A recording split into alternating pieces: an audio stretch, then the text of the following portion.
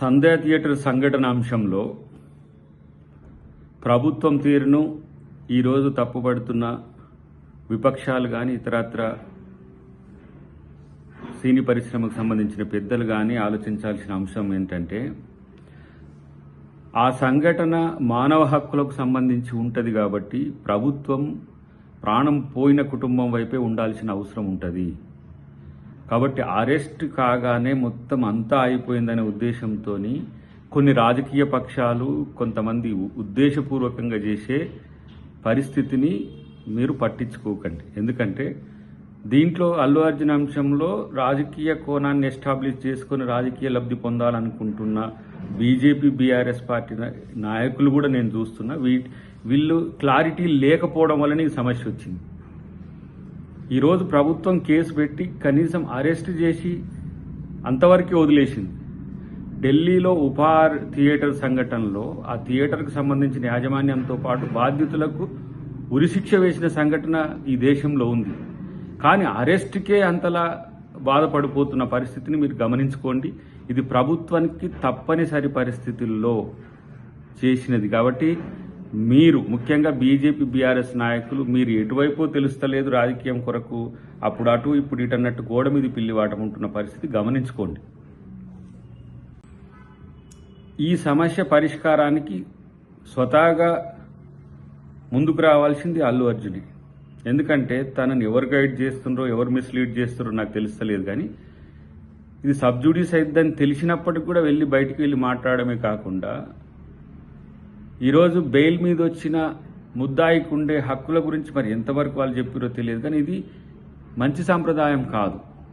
రెండవది, మీరు వీలైతే ఆ కుటుంబానికి సహకరించండి. ప్రభుత్వానికి కూడా నా విజ్ఞప్తిగా నేను కలిసి చెప్పబోతున్నది ఏంటంటే, ఇలాంటి సంఘటనలో మనం అనుసరిస్తున్న విధానం మీద విమర్శలు వచ్చేటప్పుడు చాలా సంయమనంతో ఉంటున్నమాట వాస్తవం. కానీ ఇంకొక ప్రాణం శ్రీతేజ్ది ఇంకా చావు బతుకుల మధ్యన ఉన్నది. కాబట్టి అమెరికాలో నాకు తెలిసి ఫిలడెల్ఫియాలో దీనికి సంబంధించి వైద్యం చేసుకోవడానికి అవకాశం ఉన్న మంచి హాస్పిటాలిటీ ఉందని తెలిసింది. కాబట్టి ప్రభుత్వంగా మనం తనకు ఈ అవకాశాన్ని కల్పించడానికి ప్రయత్నం చేయాలనేది నా విజ్ఞప్తి.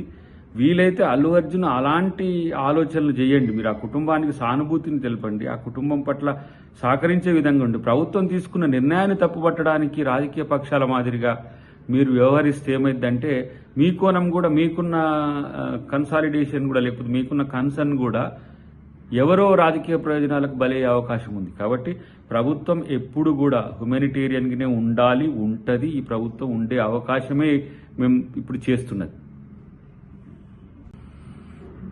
శ్రీతేజ్ కూడా వైద్యం చేయించుకోవడానికి తక్కువ ఖర్చేం కాదు. నేనంటున్నా, మా కోమటిరెడ్డి గారు ఒక డిమాండ్ చేసిండ్రు, లేకపోతే సమాజం నుంచి ఒక డిమాండ్ వస్తుంది. నష్టం ఏం లేదు ఆ ఖర్చు బరాయిస్తే. నేను అనుకుంటున్నా 20-30 కోట్ల పైచిలుకు అవుతుంది. ఒక 100 కోట్లు ఇచ్చినా నష్టం ఏంది? ఆ ప్రాణాన్ని కాపాడుకుంటూ 1000 కోట్లు వచ్చినాయనే ప్రచారం మీకు బయట ఉంది. ఈ ప్రచారం పక్కన పెడితే ముఖ్యంగా సినిమా పరిశ్రమకు సంబంధించిన పెద్దలు కూడా ఆలోచించాల్సింది ఏంటంటే, దీన్ని రాజకీయ కోణం తీసుకున్న పార్టీల గాయలో మీరు పడకండి. అటువైపు టీడీపీ మిత్రులు అంటున్నారు, ఇటువైపు బీఆర్ఎస్ మిత్రులు అంటున్నారు, ఇటువైపు బీజేపీ మిత్రులు అంటున్నారు. మేం ప్రభుత్వంగా మనిషి యొక్క ప్రాణం వైపే ఆలోచించాల్సిన బాధ్యత ఉంటుంది. డెఫినెట్గా ఈరోజు రేవంత్ రెడ్డి గారు అసెంబ్లీలో స్పందించిన తీరు దానికి ఒక ప్రత్యక్ష ఉదాహరణ.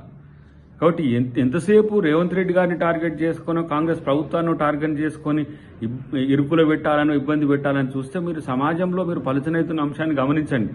ఇప్పటికైనా నేనేమంటున్నా, బీజేపీ కానీ బీఆర్ఎస్ కానీ ఏదో ఒక కోణం తీసుకొని ఆ కుటుంబానికి మేలు చేసే ప్రయత్నం చేయాలి తప్పితే వాళ్లను మరింత బాధకు గురి చేసే పరిస్థితి తీసుకురావాల్సిన పరిస్థితి మీకు ఉండొద్దనేది నా కోరిక.